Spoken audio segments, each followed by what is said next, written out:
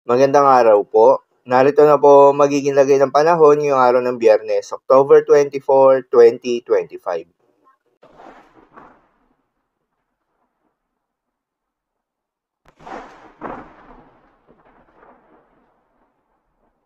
Sa kasalukuyan na tayo sa pag-asa, yung binabantayan na low pressure area sa loob ng Philippine Area of Responsibility na dating si Bagyong Salome ay tuluyan nang nag-dissipate o nalusaw.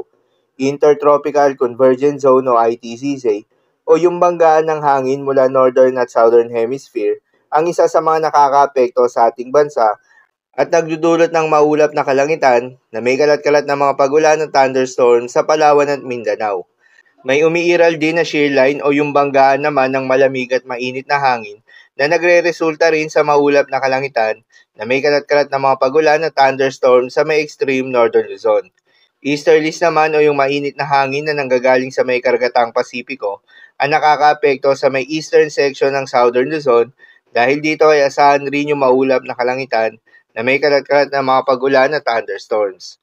Habang sa nalalabing bahagi pa ng ating bansa kasama ng Metro Manila, ay asahan naman yung epekto ng mga localized thunderstorms na umiiral tuwing hapon o gabi. Magandang balita naman dahil ayon sa pag-asa ay wala tayong binabantayan na low pressure area o bagyo sa loob o malapit sa Philippine Area of Responsibility na maring makaapekto sa ating bansa. Para naman sa magiging lagay ng panahon ngayong araw ng Biyernes, dahil nga sa epekto nitong shear line, asahan sa Batanes at Babuyan Islands ang maulap na kalangitan na may kalat-kalat na mga pagulan at thunderstorms. Posible ang mga pagbaha o pagguho ng lupa due to moderate to at times heavy rains. Habang sa Zamboanga Peninsula, Barm, Negros Island Region, Sarangani, Sultan Kudarat at Palawan ay asahan rin yung maulap na kalangitan na may kalat-kalat na mga pagulan at thunderstorms na dulot naman ng Intertropical Convergence Zone. Posible rin na mga pagbaha o pagguho ng lupa due to moderate to at times heavy rains. Habang sa Aurora, Quezon at Camarines Norte ay asahan rin yung maulap na kalangitan na may kalat-kalat na mga pagulan at thunderstorms na dulot naman ng easterlies. Posible rin na mga pagbaha o pagguho ng lupa due to moderate to at times heavy rains.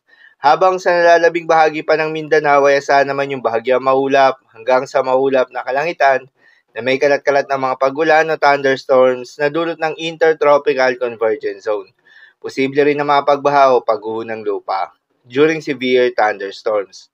At sa Metro Manila at nalalabing bahagi pa ng ating bansa ay asahan rin yung bahagyang maulap hanggang sa maulap na kalangitan na may kalat-kalat na mga pagulan o thunderstorms na dulot naman ng mga localized thunderstorms. Posible rin na mga pagbaha o pagguho ng lupa during severe thunderstorms. Madalas nabobo ang mga thunderstorms na ito tuwing hapon o gabi na nagtatagal ng 1 hanggang 2 oras. Kaya naman ingat sa mga posibleng banta ng pagbaha at pagguho ng lupa, lalong-lalo na sa mga lugar na inuulan na noong mga nakaraang araw pa. Para naman sa magiging lagay ng mga dagat baybayin, ayon sa pag-asa ay wala na tayong nakataas na gale warning sa anumang seaboards ng ating bansa. Subalit pinag-iingat pa rin yung mga kababayan nating mangingisda at yung may mga maliliit na sasakyang pandagat na papalaot, lalo na sa may northern seaboards ng Luzon dahil inaasahan yung katamtaman hanggang sa maalo na karagatan.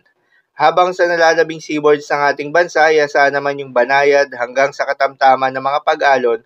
Subalit iba yung pag-iingat pa rin, lalo na kung meron tayong offshore thunderstorms activity. Asahan yung paglakas ng hangin at kakibat nito ay pagtaas rin ng mga pag-alon. So, lamang po para sa lagay ng panahon ngayong araw ng Biyernes. Keep safe everyone.